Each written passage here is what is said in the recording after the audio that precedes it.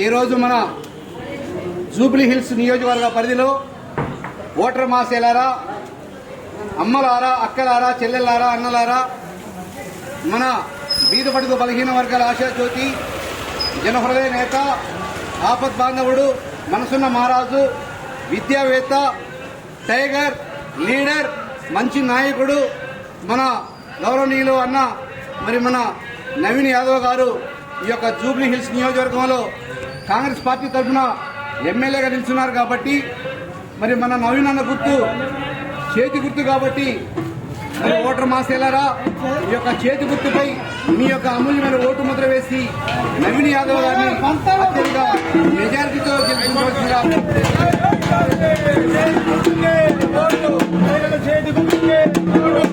అందుకే అన్నా ఏలో ఉయ్యాలో